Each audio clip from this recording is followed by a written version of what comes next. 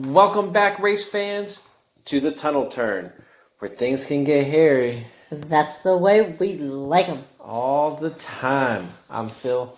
This is Christina. How are you doing? And welcome to Tunnel Turn Hot Topics. Yep, we got NASCAR's Hot Topics. And today we got two good Hot Topics that's come up this week in NASCAR. One is Keselowski saying that he thinks drivers should have to earn their way or graduate into the cup level, and if they're not doing good enough, they should get demoted out of the Cup Series.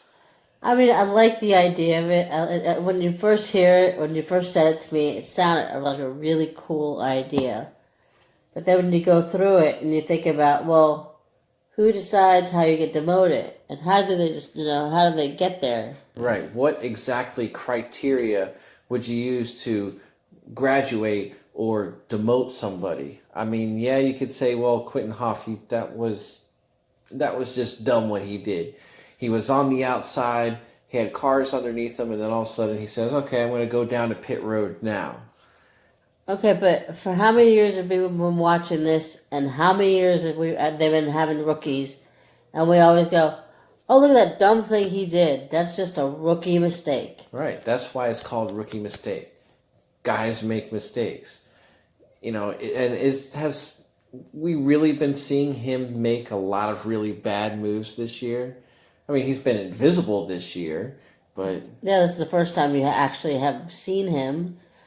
But I do get what Brad Keselowski has put on. I was briefly reading the article right before we watched this, and he feels like that the same people are making the same mistakes over and over and over again. And I do get his point, but it still leads you back to how do you demote that driver, and how do you decide, well, what mistakes are worth demoting? Right, because then that becomes more rules that NASCAR goes through. It's more things that NASCAR has to enforce, and who's doing what. And God knows NASCAR needs more of those to pencil in. Right, and then can you just say, oh, well, look at their finishing results, and if they're consistently in the bottom five, well, it's not necessarily their fault. Is it Timmy Hill's fault that he can never get out of the top, out of 30s? Hey, is it Ricky Reckhouse's fault that everyone around him gets wrecked, including him? Well, that's different. But he's also shown the ability to run good races. Okay, I will give him that. Even if it is a rare occasion. I guess, but it does happen. But still, Timmy Hill, I mean, he doesn't make mistakes, he doesn't cause problems, but he's just on a bad team, so he can't compete at all. So would he be demoted for that because his team can't exactly. go to the ability of the driver, I guess you could say? Right, exactly. And that's not his fault. He's in bad equipment. So then how do you judge bad equipment versus maybe a spotter didn't say that he needs to be on the inside and there's cars on the inside of you? It's... Yeah, but at the end of the day, you're the one driving the car. When do they take on self-responsibility? Because I understand there's a lot that you can't see, but you all been driving these cars for years. Even these rookies, it's not like it's the first time they've gotten to a race car. So they gotta know they have to have a perception, so to speak, of what's going on around them. Right, exactly. So you can't always rely on your spotters and all that. You have to sometimes take self-responsibility and all that. Yeah, especially when guys are right next to you. It's not like he was really coming up from behind them. He was right next to him, and he just went to go in the pits, even though he was right on the inside of him. It was a mistake. It is what it is. It always happens. That's why it's called a rookie mistake. Yeah, I get it's frustrating because it killed Blaney's day. It killed Almirola's day again. It killed these really fast cars who were in line to compete for a win. But sometimes you just got to say, that's racing. Exactly. I was going to say, hey, that's racing, Right. Look at Chase Elliott in Charlotte. He was out front. he was going to win the race. Then 2 laps to go, bam, somebody who was completely out of contention blows a tire. Things get shuffled up. He gets spun out on a restart, and then his day was done. That's right. That is true. That's racing. Unfortunately, that's just the way it goes. Sometimes you get the good luck. Sometimes you get the bad luck. I mean, don't they have, lower tier series anyways? Isn't that what the Xfinity series is, so to speak, is where the... Right, but some of these guys, they don't even get those... They don't get much truck. And because Quinn Hoff, he has, 0 truck series and Xfinity series wins or really any kind of success there. So then why would he be in a Cup car to begin with? Probably because he's cheap. And it's not going to cost the team a lot of money to put him in there. Or maybe he even, part of his sponsor, whatever reason he's in there, that's up to the team. Right. If it was financial reasons or sponsorship reasons, it could be either one. But, the team owner wanted to put him in the car, so NASCAR approves him and he's in the car. So then if he's approved, then he's approved. Well, moving on. Yeah. We have topic number 2. NASCAR says no practice for the rest of the season. No practice for the rest of the season. Once again, I was like, wow, that sounds really cool at first, because that really brings them down to the nitty-gritty. But at second thought, that's just not cool. I mean, when you get to tracks like Daytona, the road course that they've never ran at before. Especially the road course. And I heard they're bringing rain tires. So imagine being at this road course that you've never driven before. It starts to rain, and God knows what, because you ain't got no practice there. You don't know what to do. Yep, going into that very first turn when they go into the infield track, it's going to be hectic. It's going to be, there's no way around it. These guys, whether it's raining or not, these guys haven't raced on this track. Right, I mean... A couple of them have ran in the Rolex 24, like the Busch brothers, Jimmy Johnson. I know there's a couple more, but at least they've had some experience on the track, even if the cars are just completely different. Yeah, I mean, you're throwing talking about to graduate into only rookies, you're throwing rookies onto a track who they've never driven at. Some people have never driven a lap at this road track. So they need practice. Yeah. Yeah, I think even if it's like an hour, just something, just anything, just to give them a feel of the track, right. So that when they get out there, because chaos breeds chaos.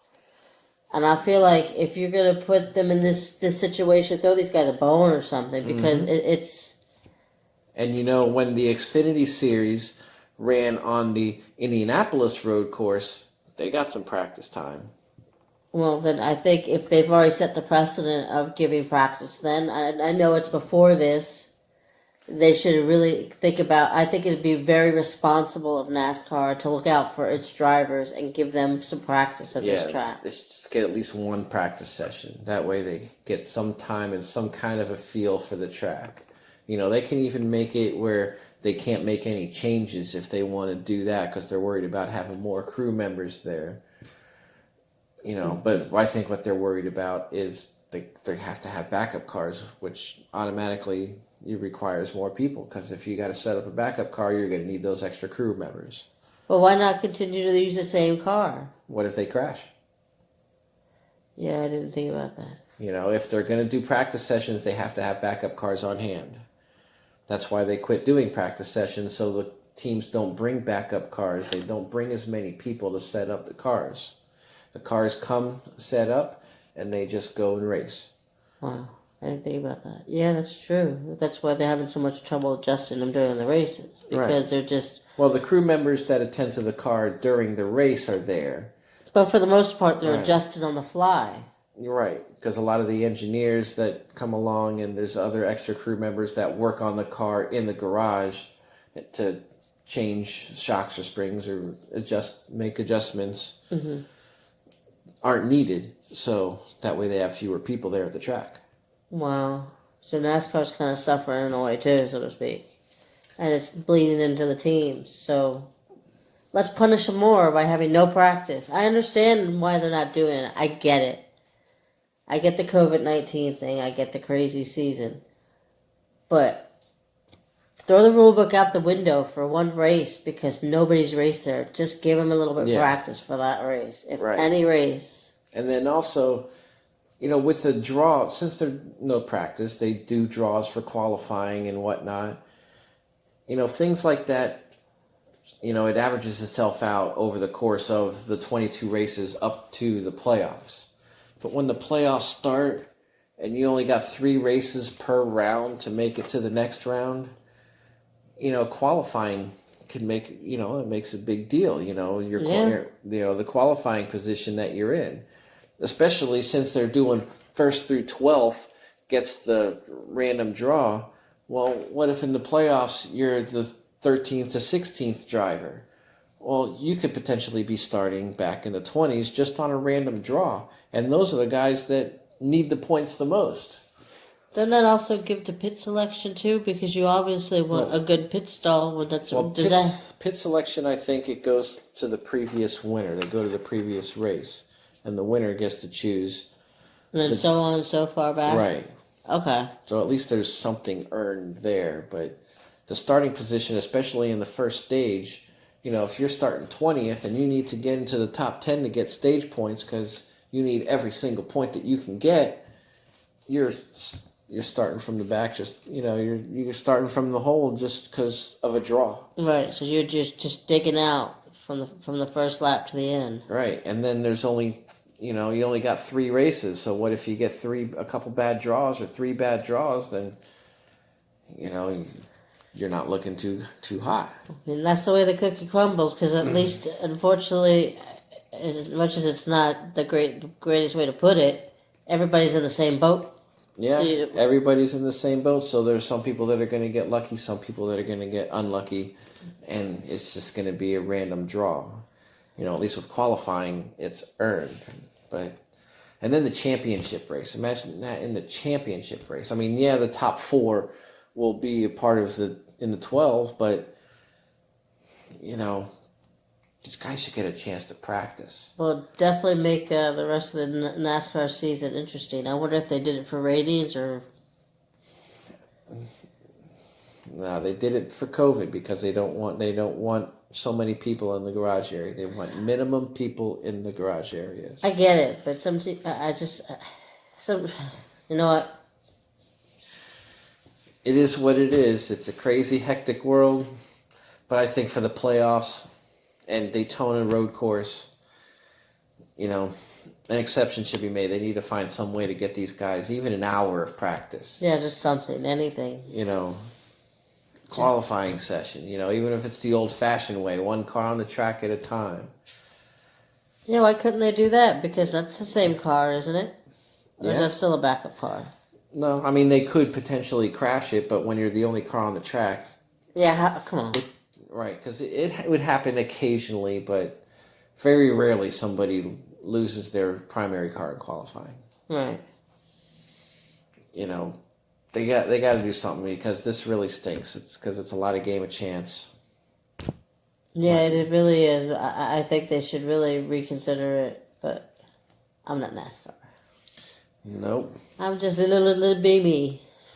Yep, we're just fans. We just watch and we just enjoy.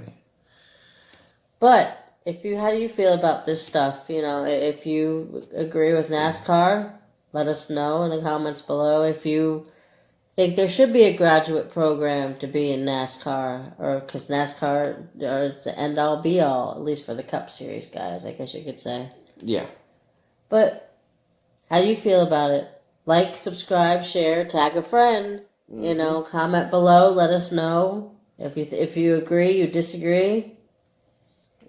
Yeah, absolutely. We'd love to hear your opinions. You could also find us on Twitter and talk about it on Twitter. I'm Tunnel Turn Phil. And she's Tunnel Turn Chris. That's right, with CHRIS. No K's here, only little C. Mm-hmm. Also, don't forget, we still have our first giveaway that we're going to have here on the Tunnel Turn for subscribers. When we get to 50 subscribers, we will do a random draw for this Jeff Gordon steering wheel cover. If you're Well, a Jeff Gordon fan, do I get Jeffy Pooh in the right spot? Is he right there? yep, he's right side up. Okay. So for 50 You know. subscribers. Yep, that's a cool thing. And also, when we get to 100 subscribers, we have this Jeff Gordon 1995 Champion Collector's Tin with inside we have the certificate of authenticity and all the metal cards still wrapped in plastic, so it's in pretty good condition. What is it, 10 and 2? Yeah. So when we get to 100 subscribers, then we'll give that away. Hopefully we can get to that by the end of this season, but we need your help. Please subscribe. Please tell your friends to try to subscribe to the Tunnel Turn. Oh, race car style. Yes, there you go. Well, so that's all we have time for today, right? We got anything else? No, that's all I can think of today. If you got anything, let me know. All right. Have a good day. Bye.